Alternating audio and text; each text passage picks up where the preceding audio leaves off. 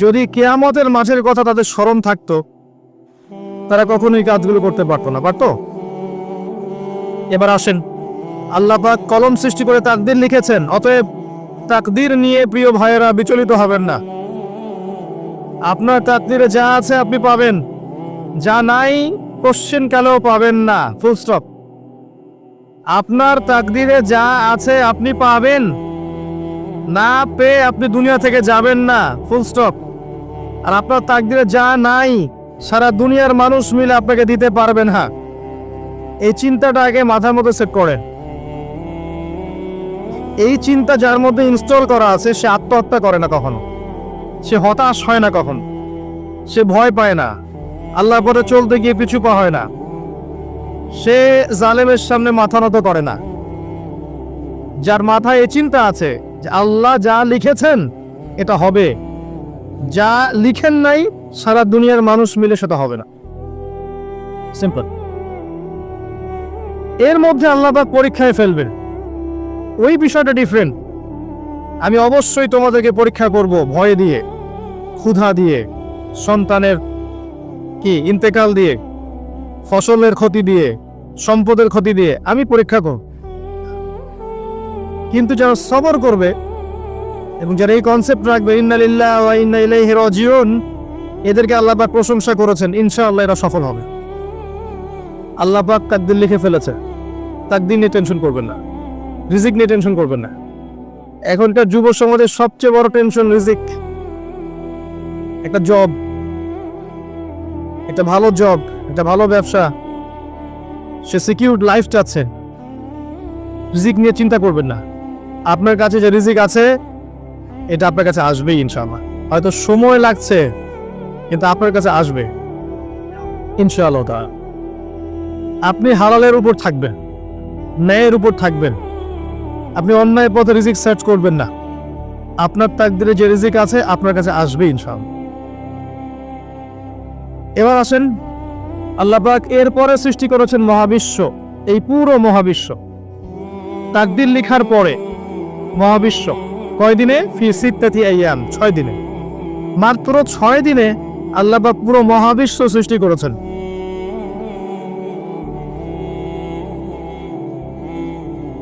হুয়াল্লাযী খালাকাস সামাওয়াতি ওয়াল আরদা ফি সিত্তাতি আইয়াম সুম্মা ইস্তাওয়া আলাল আরশ।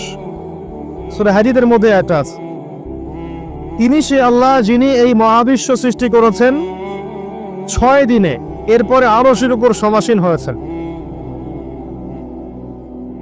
আল্লাহ পাক এর একদিন আমাদের একদিনের মতো নয়, বরং কিয়ামতের মাঠে যেদিন আমরা দাঁড়িয়ে থাকব এই দিনটা হবে আল্লাহর হিসেবে 50,000 বছরের সমান।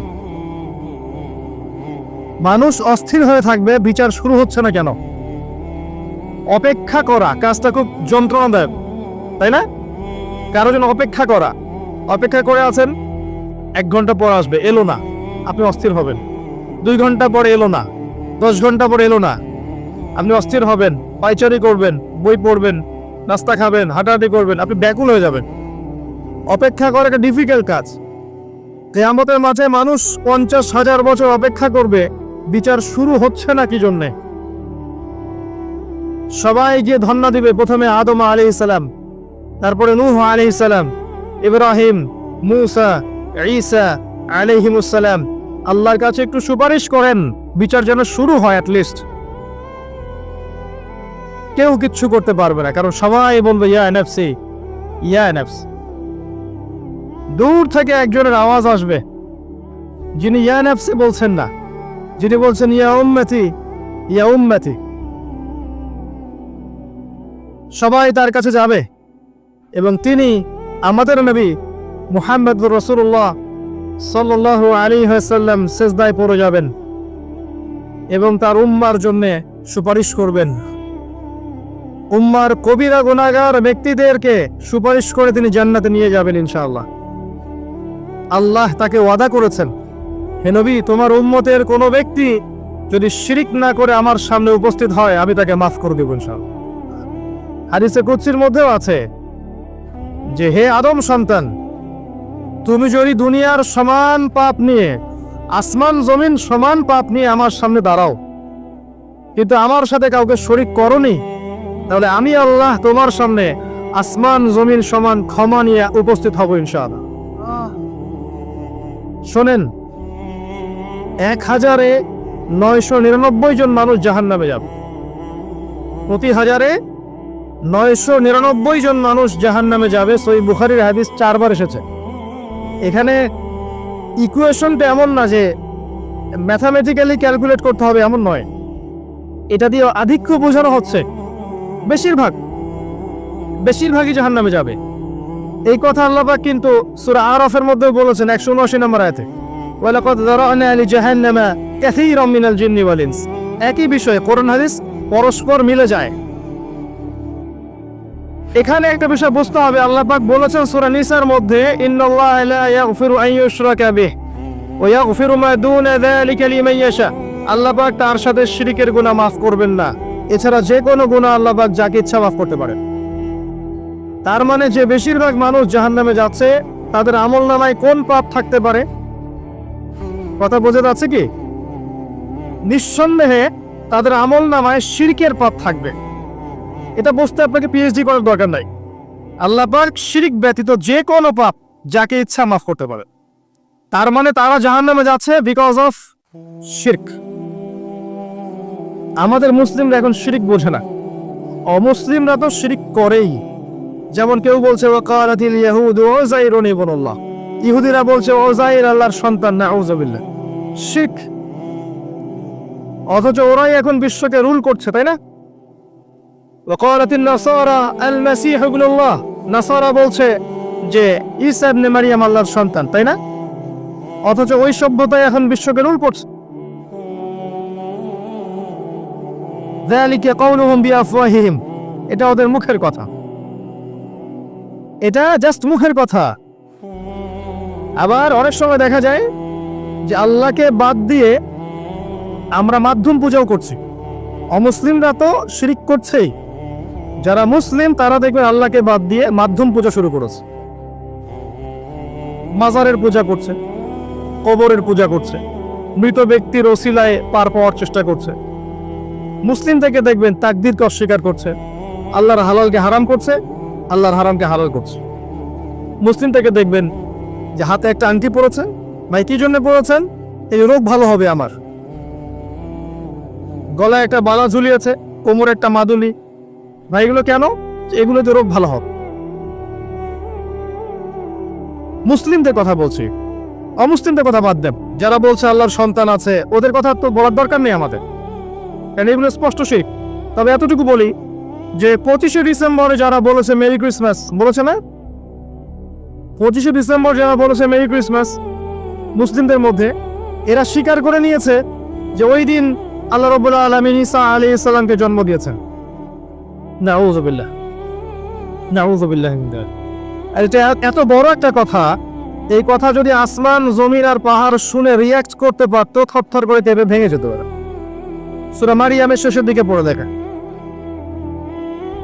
وقالوا اتخذ الرحمن ولدا لقد جئتم شيئا إدا تكاد السماوات والأرض يتفطرن منه وتنشق الأرض وتخر الجبال هدا। পরেন অর্থটা, আসমান জমিন পাহাড় যদি এই কথা শুনে রিয়াক্ট করতে পারতো, এরা চৌচির হয়ে যেত। এত বড় একটা কথা বলেছো তোমরা, ঈসা আলাইহিস সালামকে আল্লাহ পাক জন্ম দিয়েছেন, আউযুবিল্লাহ।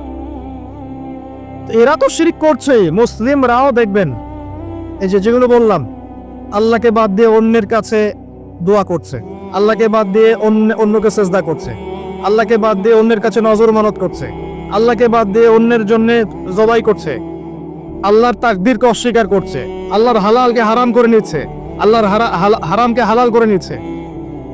দেখবেন মুসলিমরা করছে। এবার মুসলিম জেনারেশন, এমন একটা প্রজন্ম বের হচ্ছে এখন, ইয়াং জেনারেশনের, তারা বলছে যে এই মহাবিশ্ব বিগ ব্যাং থেকে সৃষ্টি হয়েছে, আল্লাহ বলতে কিছু নাই। আপনি বোঝেন কি কারণে প্রতি 999 পিপল জাহান্নামে কেন যাবে? কারণটা কি? শিরক। আর এই শিরকটা হচ্ছে আপনার চিন্তায়, আপনার কথায় এবং আপনার কাজে। চিন্তার মধ্যে শিরক, যেমন একজন ব্যক্তি চিন্তা করে আকীদা যে আল্লাহ ছাড়া অমুকও সন্তান দিতে পারে, এরকম আকীদা নাই মুসলিমদের? আছে। একজন বলছে আল্লাহ কল্যাণের মালিক আর শয়তান হচ্ছে অকল্যাণের মালিক। কথাটা শুনতে খুব ভালো লাগে না? অকল্যাণ হয়তো আল্লাহর পক্ষ থেকে আসে না, আল্লাহ পবিত্র, অকল্যাণ শয়তানের পক্ষ থেকে আসবে। ব্যাপারটা কেমন? ভালো মন্দ, কল্যাণ অকল্যাণ, দুঃখ কষ্ট সুখ সবকিছু কার পক্ষ থেকে আসে? এমন নয় যে ভালোগুলো আল্লাহ দেন, অকল্যাণগুলো শয়তান দেয়, নাউযুবিল্লাহ। এরকম আকীদা আছে মানুষ। কিছু মানুষ বলছে তাকদীর বলতে কিচ্ছু নাই, মানুষ নিজেই তার কর্মের নিয়ন্ত্রণ। সে কিছু মানুষ বলছে যে ভাগ্যই সব, মানুষের কাজের কোনো স্বাধীনতা নাই।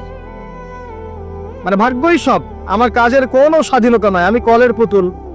চুরি করেছো কেন? আল্লাহ তাকদীর লিখেছে তাই। সুদ খাও কেন? ঘুষ খাও কেন? রিলিফের মাল মেরে খাও কেন? আল্লাহ তাকদীর লিখেছে তাই। এরকমও কিছু মানুষ আছে। প্রত্যেক পদে পদে আপনি শিরক পাবেন। আপনি আল্লাহকে ছাড়া সেজদা দেখতে পারবেন, আল্লাহকে ছাড়া মানুষ নজর করছে, মানত করছে, কসম করছে, কুরবানি করছে, সেজদা করছে, দোয়া করছে এবং ওসিলা পূজা করছে যে আল্লাহ বাদ দিয়ে অমুকে আমাকে পরকালে পার করিয়ে দিবে। নাউযুবিল্লাহ বলছেন ঠিকই, কিন্তু আমাদের দেশের বহু মানুষের আকীদা এমন যে আমাকে পরকালে পার করায় দেওয়ার লোক আছে, সমস্যা নাই। শোনেন, পরকালের প্রতিটা সুপারিশ আল্লাহর ইখতিয়ারে।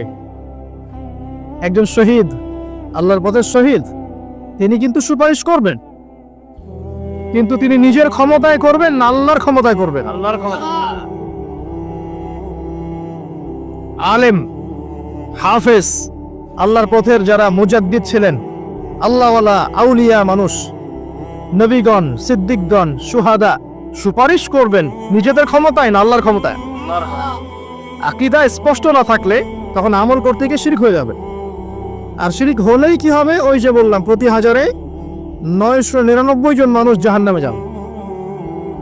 এবার আসেন, আল্লাহ পাক মহাবিশ্ব সৃষ্টি করেছেন কয়দিনে?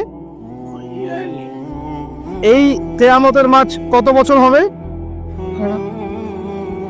কে সেজদা করবেন, সুপারিশ করবেন আমাদের জন্য? মুহাম্মদ সাল্লাল্লাহু আলাইহি ওয়াসাল্লাম। এবার আসেন, যে নবী আমার জন্য সুপারিশ করবেন, যেই নবী আমার জন্য হাউজে কাউসারে দাঁড়িয়ে থাকবেন, যেই নবীকে আমাকে কবরে দেখানো হবে এবং জিজ্ঞাসা করা হবে মান হাযা রাজুল বুইসা ফীকুম, কতজন যুবক, কতজন মানুষ আর কতজন মুসলিম মুহাম্মদ সাল্লাল্লাহু আলাইহি ওয়াসাল্লামের এই সুন্নাহগুলো আমরা মেনে চলি? যাকে কবরে দেখানো হবে, যিনি সুপারিশ করবেন, যিনি আমাদেরকে ছাড়া জান্নাতে যাবেন না, যিনি হাউজে কাউসারে দাঁড়িয়ে থাকবেন, যিনি জান্নাতের দরজায় প্রথম কড়া নাড়বেন এবং যিনি তার উম্মতকে নিয়ে ফিকির করছেন কিয়ামতের মাঠেও, ইয়া উম্মতি ইয়া উম্মতি, উম্মতের মধ্যে কতজন যুব সমাজ মুহাম্মদ সাল্লাল্লাহু আলাইহি ওয়াসাল্লামের সুন্নাহ মেনে চলে? বলেন। মুহাম্মদ সাল্লাল্লাহু আলাইহি ওয়াসাল্লামের উম্মাহ এখন ম্যাক্সিমাম মানুষ নামাজ পড়ে না। মুহাম্মদ সাল্লাল্লাহু আলাইহি ওয়াসাল্লামের উম্মার মধ্যে ম্যাক্সিমাম মানুষ এখন কোরআন পড়তে জানে না। মুহাম্মদ সাল্লাল্লাহু আলাইহি ওয়াসাল্লামের উম্মাহ হয়েও আমরা কোরআনের অর্থ বুঝি না, কোরআনের হুকুম আহকাম মানি না, তার সুন্নাত নিজেদের ব্যক্তি জীবনে, পারিবারিক জীবনে, সামাজিক জীবনে অ্যাপ্লাই করি না। বরং তার আদর্শ মেনে চললে আমাদেরকে মনে হয় আমরা পিছিয়ে পড়েছি। কোন মুখ নিয়ে আমরা তার সামনে দাঁড়াবো এটা ফিকির করতে হবে। আল্লাহ পাক মুহাম্মদ সাল্লাল্লাহু আলাইহি ওয়াসাল্লামকে বলবেন কিয়ামতের মাঠে। সূরা ফুরকান নিয়ে আলোচনা হচ্ছিল না? ওই সূরাতেই আছে। আল্লাহ পাক বলবেন যে তোমার কওমের কি হয়েছিল, কিভাবে বিভ্রান্ত হলো তোমার কওম। নবী সাল্লাল্লাহু আলাইহি ওয়াসাল্লাম শিকায়াত করবেন, ইন্না কওমি ইত্তাখাযু হাযাল কুরআনা মাহজুরা। শিকায়াতটা শোনেন, শিকায়াতটা শোনেন। নবী সাল্লাল্লাহু আলাইহি ওয়াসাল্লাম বলবেন, আমার কওম হে আল্লাহ কোরআনকে পরিত্যাগ করেছিল, আমার কওম হে আল্লাহ কোরআনকে পরিত্যাগ করেছিল। কি করছি কোরআন কেন্দ্রিক আমরা? কতজন কোরআন পড়তে জানি? হাত উঁচু করেন দেখি। মাশাআল্লাহ, নামা সংখ্যা অনেক, আলহামদুলিল্লাহ। এবার বলেন কতজন কোরআনের ভাষাটা বুঝি? হাত উঁচু করেন দেখি। কোরআন পড়েন মাশাআল্লাহ। আয়াতুল কুরসি মুখস্থ আছে কয়জনের? হাত তুলুন। সবার মুখস্থ আছে। এবার বলেন কতজন অর্থ জানেন আয়াতুল কুরসির অর্থ? এটা পরিচিত আয়াত বললাম, একদম পরিচিত। 4-5 জন। দেখেন, ইন্না কওমি ইত্তাখাযু হাযাল কুরআনা মাহজুরা। যে কিতাবের ভিতরে ঢুকতে পারিনি আমরা, তার হুকুম আহকাম বিধিবিধান কেমন করে বাস্তবায়ন হওয়া সম্ভব বলেন? আল কোরআনের আলো যে ঘরে ঘরে জ্বালাতে চাই আমরা, প্রত্যেক ঘরের মানুষ যদি কোরআন না পড়ে, না বোঝে, কিভাবে চলবে আমাকে বলেন? শুধু স্লোগান দিয়ে চলবে? শুধু শোডাউন করে চলবে? আইওয়াশ করে চলবে? আর এই জ্বলানোর দায়িত্ব কি সবার আগে রাষ্ট্রের না ব্যক্তির? ব্যক্তি ঠিক হচ্ছে না, রাষ্ট্রের দিকে আঙ্গুল তোলার কি দরকার? তো নিজেই ঠিক হচ্ছে না। নামাজ পড়তে রাষ্ট্র বাধা দিয়েছে নাকি? কোরআন তেলাওয়াত শিখতে রাষ্ট্র বাধা দিয়েছে? আরবি ভাষা শিখবেন, আপনি ব্যাকরণ শিখবেন, মাদ্রাসায় পড়বেন, কোরআন হাদিস গবেষণা করবেন, রাষ্ট্র বাধা দিয়েছে?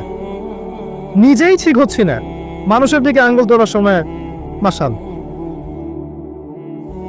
আপনি তো এমন একটা যুগে আছেন এখন, এমন একটা সমাজে আমরা এখন বসবাস করছি, যেই সমাজে এবং যেই বিশ্বে বৈশ্বিক কন্ট্রোলটা মুসলিমদের হাতেই নাই। পুরো বিশ্বের কন্ট্রোলটা মুসলিমদের হাতে নেই এখন।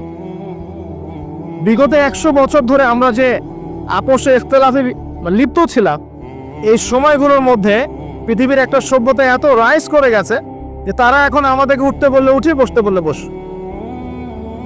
হ্যাঁ, বাস্তবতা এমন। অনেকে মনে হতে পারে না কথা ঠিক নয়, কথা ভুল। বাস্তবতা এমনই। পৃথিবীর বড় বড় সেকশন, পলিটিক্স, ইকোনমিক্স, আপনার জিওপলিটিক্স, মিডিয়া, সামরিক বিষয়, প্রযুক্তি, শিক্ষা এবং দর্শন, এই সমস্ত বিষয়গুলো এখন পশ্চিমা সভ্যতা নিয়ন্ত্রণ করে। জান, আপনি মনে হতে পারে না কথা সম্পূর্ণ ঠিক নয়, কিন্তু বাস্তবতা এমন। বাস্তবতাটা এমন। অথচ সংখ্যায়, ভৌগোলিক দিক থেকে, আয়তনে, জনবলে, প্রাকৃতিক সম্পদে মুসলিমদের চেয়ে সেরা কেউ নাই পৃথিবীতে। তারপরেও আমাদের এই অবস্থার কারণ কি জানেন? ওই যে ইন্না কওমি ইত্তাখাযু হাযাল কুরআনা মাহজুরা। আমার কওম আল্লাহ কোরআন থেকে দূরে ছিল, কোরআনকে পরিত্যাগ করেছে। কারণগুলো বলছি শোনেন। কারণ হচ্ছে কোরআন থেকে দূরে থাকা, কারণ হচ্ছে নবী সাল্লাল্লাহু আলাইহি ওয়াসাল্লামের সুন্নাহ থেকে দূরে থাকা, কারণ হচ্ছে আপোষে ইখতিলাফ, বিভেদ, অনৈক্য, কারণ হচ্ছে আপোষে গীবত, তহমত, কাদা ছড়াছড়ি, সমালোচনার সংস্কৃতি,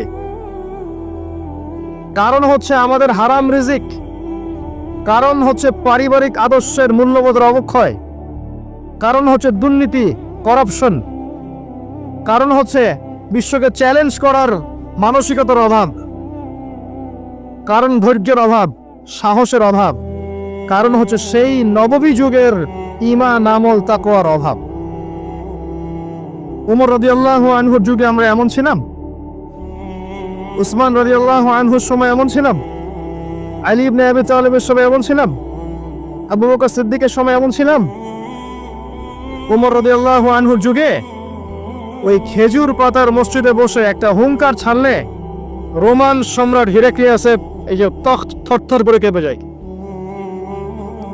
খেজুর পাতার মসজিদ, বসে আছেন, শুয়ে আছেন খলিফা মাটির মধ্যে, এই যে খেজুরের চাটাইয়ের উপরে। এই খলিফা যদি দাঁড়িয়ে একটা হুঙ্কার দেন, তাহলে রোমক সাম্রাজ্যের এই যে সিংহাসনের নিচের মাটি সরে যায়। ওদের কথা বাদ দেন, সাহাবায়ে কেরাম রাদিয়াল্লাহু আনহুম আজমাইন, তারা তো মাশাআল্লাহ জান্নাতের সার্টিফিকেট প্রাপ্ত। তার পরের জেনারেশনে আসেন উমাইয়া খেলাফত, তখন কি আমরা এমন ছিলাম? দীর্ঘদিন, প্রায় 132 বছরের মধ্যে তারা শাসন করেছে, তখন কি মুসলিমদের অবস্থা এমন ছিল? আব্বাসীয় খেলাফত, অনেক দিন, 500-র মতো বছর তারা শাসন করেছে, তখন কি আমাদের অবস্থা এমন ছিল? হ্যাঁ, একবার এমন হয়েছিল। কখন জানেন? হালাকু খায়ের সময় মঙ্গলদের নাম শুনেছেন? চেঙ্গিস খান নাম শুনেছেন? আচ্ছা, ওরা যখন বাগদাদকে আক্রমণ করেছিল তখন মাত্র 40 দিনের ব্যবধানে বাগদাদকে তারা ধ্বংসস্তূপে পরিণত করেছে। কথিত আছে 10 লাখ, কেউ বলে 15 লাখ, কেউ বলে 20 লাখ মানুষকে 40 দিনের মধ্যে হত্যা করা হয়েছে। ম্যাসাকার। আপনাদেরকে একটা তথ্য দেই, যখন মঙ্গোলিয়ানরা বাগদাদকে আক্রমণ করছিল তখনও কিছু মানুষ বসে বসে ইখতিলাফ করছিল এই কাকড়ার মাংস খাওয়া যায় কি যায় না। আমার কথা বুঝে আসে না? যখন মঙ্গোলিয়ানরা মুসলিমদেরকে আক্রমণ করছিল বাগদাদে এবং লাশের পর লাশ ফেলে দিচ্ছে, তখনও কিছু মানুষ বসে বসে তর্ক করছে, বাহাস করছে কাকড়া খাওয়া জায়েজ না না জায়েজ। ওই সময় নিশ্চয়ই এটা গুরুত্বপূর্ণ কাজ ছিল নাকি? ওই সময় গুরুত্বপূর্ণ কাজ কি ছিল বলেন? ওদেরকে প্রতিহত করা নয় কি? এখন যারা মুসলিমদের সাথে এমন আচরণ করছে, এখনো কি আমরা সেই কাজই করছি না? এই মানসিকতা থেকে বের না হতে পারলে কি আমাদের উন্নতি হবে ভাই? মৌলিক কাজে আসেন, প্রচুর পড়াশোনা করতে হবে। প্রথম কাজ, একটা দেশ, একটা সরকার থাকে, প্রশাসন থাকে, জনগণ থাকে, ওলামায়ে কেরাম থাকে, যুব সমাজ থাকে, থাকে না? এরা সবাই এক না আলাদা? এরা সবাই একটা নেশন না আলাদা? একে অপরের শত্রু না মিত্র? একে অপরের ভাই না শত্রু? এরা সবাই একটা নেশন, একটা বডি না? একটা দেহের একটা অংশ আঘাত পেলে অন্য অংশ ব্যথা পায় না? ব্যথা পায়। যদি ব্যথা না পায় তাহলে ওই অংশটা প্যারালাইজ না? অবশ্য আমরা সবাই এক, এই কনসেপ্টটা ভুলে গেছি। আমরা সবাই মিলে যে একটা জাতি, কনসেপ্টটা ভুলে গেছি।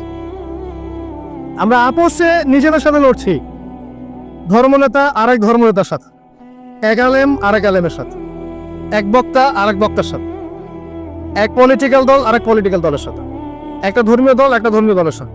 দেখবেন আমরা আপোষে লড়ছি, অথচ আমরা সবাই কিন্তু এক। প্রথমত আমরা আল্লাহর বান্দা, এরপর আমরা মুসলিম, আমরা একই জাতীয়তায় বিশ্বাস। এখন একটা বিভক্ত জাতিকে দমন করা কি কঠিন না সহজ? কথা বলে সহজ না কঠিন? যখন আমরা বিভক্ত তখন আপনাকে আমাকে সহজেই তারা দমন করতে পারবে, কোনো সমস্যা নেই। যদি আমরা ঐক্যবদ্ধ থাকতে পারতাম তাহলে আজকে আমাদের অবস্থাটা হতো না। এই সারা বিশ্বে আমাদের যে অবস্থা, আপনি তাকান, Afghan, Syria, Iraq, Iran, Lebanon, Jordan, Palestine, যেগুলো দিকে তাকান, একটাই চিত্র দেখবেন, একটা চিত্রই দেখবেন যে রক্ত ঝরছে মুসলিমদের। কাদের? ছোট ছোট বাচ্চা, দুধের বাচ্চা, বোঝে না যে ভালো কি আর মন্দ কি, নাই কি অন্যায় কি, এটাও বোঝে না। এদেরকে বোম মেরে হত্যা করে দেওয়া হচ্ছে। আর আমরা কি করছি ভাই? ওই যে, হ্যাঁ ঠিক বলেছেন, মাসআলা আমাকে বলতে বলেন না, ওইটা নিয়ে আবার বিতর্ক শুরু হয়ে যাবে। ধরতে পারছেন আপনি ঠিকই, ইখতিলাফি যে বিষয়গুলো আছে এইগুলো নিয়ে আমরা আপোষে মত পার্থক্যে লিপ্ত আছে। মূল বিষয়ে কাজ করা উচিত নয় কি? মূল বিষয়গুলো কি কি? 1 নাম্বার আকীদা। 1 নাম্বার কি? আকীদা। সবার আকীদাগুলোকে পরিষ্কার করতে হবে। আকীদার মধ্যে কোনো শিরক থাকা যাবে না। কি থাকা যাবে না? শিরকি আকীদা নিয়ে আপনি আল্লাহর পথে কাজ করতে পারবেন না, সফল হবেন না। যাদের আকীদার মধ্যে শিরক আছে, শিরকি আকীদা নিয়ে আপনি সফল হতে পারবেন না, এটা সম্ভব না। 2 নাম্বার, আমল ঠিক করতে হবে। আমলের মধ্যে বেদাত রাখা যাবে না। কি রাখা যাবে না? বেদাত রাখা যাবে না, সুন্নত থাকতে হবে। 3 নাম্বার, রিজিক খাবো, হারাম থাকা যাবে না, হালাল থাকতে হবে।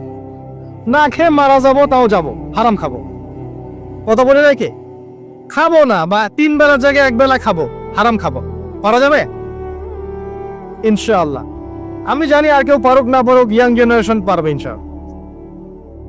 আর কেউ পারুক না পারুক, আমাদের তরুণ প্রজন্ম পারবে ইনশাআল্লাহ। 4 নাম্বার, পরিবার গড়ব নববী আদর্শে। হ্যাঁ, পরিবার গড়তে গেলে অনেক ঝামেলা। দেখবেন মা কথা শোনে না, বাবা কথা শোনে না, বা স্ত্রী কথা শোনে না, আপনার ভাই কথা শোনে না। পরিবার সবাই যে আপনার মতাদর্শের হবে এমনটা যথেষ্ট নয়, মানে এমনটা জরুরি নয়। পরিবারের সবাই যে আপনার মতাদর্শের হবে এমনটা জরুরি নয়। নূহ আলাইহিস সালামের স্ত্রী কি মুমিন ছিল না কাফের? লূত আলাইহিস সালামের বউ স্ত্রী, তিনি কি মুমিন ছিলেন না কাফের ছিলেন? নূহ আলাইহিস সালামের ছেলে কি ছিল? নৌকায় উঠেছে, বলেছে আমি পাহাড়ে উঠে যাব, ওখানে আমি সেফ। মুহাম্মদ সাল্লাল্লাহু আলাইহি ওয়াসাল্লামের চাচারা ঈমান এনেছিল, তাকে বের করে দিয়েছে দেশ থেকে। আপনার অনেক ক্ষেত্রে এমনও হয়েছে সলফে সালেহিনদের ছেলেরাও অনেক সময় অন্যায় করে ফেলেছেন, তারা নিজের হাতে বেত্রাঘাত করে শাস্তি দিয়েছেন, দেন নাই? পরিবারের সবাই, ইব্রাহিম তার পিতা কি কথা শুনেছে? পরিবারের সবাই যে এক আদর্শের হবে এমনটা জরুরি নয়। আপনাকে আপনার আন্ডারে আপনার স্ত্রী, আপনার সন্তান, এদেরকে নিয়ে আদর্শ ইসলামিক পরিবার করতে হবে। আর বাকিদেরকে আপনি দাওয়াত দিবেন, কবুল করলে আলহামদুলিল্লাহ, না করলে আপনার দায়িত্ব শেষ। মূল কাজের কথা বলছিলাম, আকীদা ঠিক করা, শিরক থাকবে না। আমল ঠিক করা, বেদাত চলবে না। রিজিকে হালাল থাকবে, হারাম চলবে না। 4 নাম্বার, পরিবার আদর্শ হবে নববী আদর্শে, এখানে কোনো অপসংস্কৃতি চলবে না। 5 নাম্বার, নিজের যেটুকু প্রতিভা আল্লাহ পাক দিয়েছেন এই প্রতিভাকে দিয়ে দিনের বিজয়ের চেষ্টা করতে হবে। আপনাকে আল্লাহ যা দিয়েছেন, মেধা, অর্থ, সময়, শ্রম, আপনার টাকা পয়সা, আপনার ভালো বুদ্ধি পরামর্শ, আপনি যতটুকু পারেন যে প্রতিভা আল্লাহ পাক দিয়েছেন ওই প্রতিভা দিয়েই দিনকে এগিয়ে নিতে হবে। পারা যাবে? বলতে পারলে বলেন, লিখতে পারলে লিখেন, অ্যাসোসিয়েট করতে পারলে অ্যাসোসিয়েট করেন মানুষকে। যদি আপনি একটা মসজিদ করতে পারেন, মসজিদ করেন। মাদ্রাসা করতে পারলে মাদ্রাসা করেন। ইয়েতিম প্রজেক্ট করেন, বিধবাদেরকে নিয়ে কাজ করেন। আপনি যেটা করতে পারেন একটা প্রজেক্ট করেন, কিছু একটা করেন দিনের জন্য। শিক্ষা প্রজেক্ট হোক, অর্থনৈতিক প্রজেক্ট হোক, সামাজিক প্রজেক্ট হোক, কিছু একটা করেন যাতে দেশ, জাতি, উম্মাহ আপনার দ্বারা উপকৃত হয়। পারা যাবে? কাজগুলো কঠিন, কাজগুলো আসলে কঠিন, সবগুলো কাজ সহজ না। আমি হয়তো সহজে বলছি, কাজগুলো এত সহজ নয়। এই কাজগুলো 23 বছর সময় ধরে নবী সাল্লাল্লাহু আলাইহি ওয়াসাল্লাম এবং সাহাবায়ে কেরাম করেছিলেন। মার খেয়েছেন, বয়কটের শিকার হয়েছেন, দেশ থেকে বের করে দেওয়া হয়েছে, হত্যা করা হয়েছে, শুলে চড়ানো হয়েছে, কত কি করানো হয়েছে। এত সহজ নয়, কিন্তু বেসিক কাজ এগুলোই। এমনি এমনি ইসলাম বিজয় লাভ করবে না। ইন্নাল্লাহা লা ইউগাইয়িরু মা বিকওমিন হাত্তা ইউগাইয়িরু মা বিআনফুসিহিম। আল্লাহ পাক কোন কওমের অবস্থা ততক্ষণ পরিবর্তন করেন না যতক্ষণ তারা নিজেরা নিজেদের অবস্থা পরিবর্তনের চেষ্টা না করে। কিন্তু আল্লাহ বলেছেন, কাম মিন ফিয়াতিন কলিলা গালাবাত ফিয়াতান কাসীরা। কত ক্ষুদ্র ক্ষুদ্র দল ছিল যারা বড় বড় দলের উপর বিজয় লাভ করেছিল আল্লাহর সাহায্যে। কখন বিজয় আসবে? একটা মূলনীতি বলছি, ইন তানসুরুল্লাহ ইয়ানসুরকুম। আবার বলেন, কি আয়াতটা বললাম? ইন তানসুরুল্লাহ ইয়ানসুরকুম ওয়া ইউসাব্বিত আকদামাকুম। যখন তোমরা আল্লাহকে সাহায্য করবা, আল্লাহ তখন তোমাদেরকে সাহায্য করবে। তার আগে আল্লাহ পাক সাহায্য করবেন। এমনি এমনি বিজয় আসবে না। আমি অনেক ভিতরে চলে গেলাম কথার। মূল কথায় আসেন, প্র্যাকটিক্যাল লাইফে আসেন। আইওয়াস, শোডাউন এগুলো বন্ধ করেন, করে বেসিক কাজগুলো করেন, ইলম অর্জন করেন, কনস্ট্রাকটিভ সিলেবাসে পড়েন, তাওহীদ প্রতিষ্ঠা করেন, সুন্নতের উপর থাকেন, হালাল খান, পারিবারিক আদর্শ ঠিক করেন, আদর্শ পরিবার গড়েন, দিনের জন্য আপনি প্রতিভা দিয়ে কাজ করেন। ছোট ছোট স্টেপ নেন, আস্তে আস্তে আস্তে আস্তে দেখবেন দিনে এগিয়ে যাবেন ইনশাআল্লাহ। একটা সুসংবাদ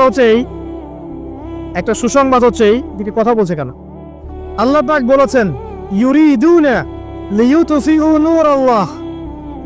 তারা ইসলামের দুশমন যারা আছে এরা চায় আল্লাহর নূরটাকে মুখের ফুৎকার দিয়ে নিভিয়ে ফেলতে।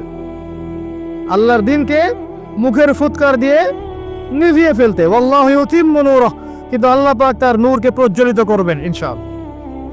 এটা ওয়াদা করেছেন আল্লাহ। ওয়ালাউ কারিহাল কাফিরুন। যদিও কাফেররা এটা পছন্দ করবে না। কারণ কি? হুয়াল্লাযী আরসালা রাসূলা। তিনি সে আল্লাহ যিনি তার রাসূলকে পাঠিয়েছেন বিল হুদা, হেদায়েত সহকারে, ওয়া দীনিল হক, এবং সত্য দিন সহকারে। এই দিনটা সত্য না মিথ্যা? চূড়ান্ত সত্য দিন ইসলাম। কি জন্য পাঠিয়েছেন? লিইউযহিরাহু আলা দ্বীনি কুল্লি, যাতে করে অন্য সব দিনের উপর ইসলাম বিজয়ী হতে পারে। ঘরের কোনায় তাসবিহ টেপার জন্য দিন পাঠানো হয়নি। অন্য সমস্ত দিনের উপর ইসলামকে বিজয় করাতে হবে, এই জন্য দিন এসেছে। আরে বিজয় অর্জন কি এমনি এমনি হবে?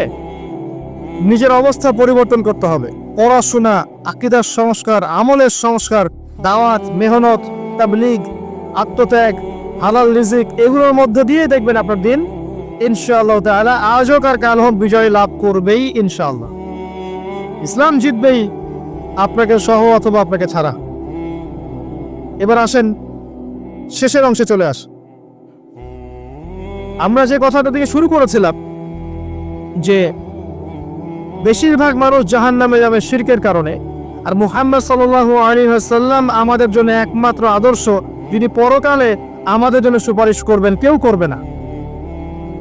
আমরা যদি, যুবক ভাইরা শোনেন, আমরা যদি আমাদের আদর্শ চিনতে ব্যর্থ হই, আমাদের আদর্শ ফিক্স করে নেই পশ্চিমার কোনো নায়ককে বা কোনো নায়িকাকে বা কোনো খেলোয়াড়কে বা কোনো সঙ্গীত মিউজিশিয়ানকে, কোনো জাদুকরকে, কোনো অ্যাক্ট্রেসকে, ঠিক আছে, কোনো নেতাকে, কাউকে যদি আমরা আমাদের আদর্শ ফিক্স করে নেই, আমরা মুহাম্মদ সাল্লাল্লাহু আলাইহি ওয়াসাল্লামের শাফায়াত পাবো না। অন্য কেউ পারুক না পারুক, আপনারা পারবেন ইনশাআল্লাহ। সেটা হলো আপনাদের জীবনের লাইফ ফ্রেমটাকে নবী সাল্লাল্লাহু আলাইহি ওয়াসাল্লামের সুন্নাহ দিয়ে সাজান।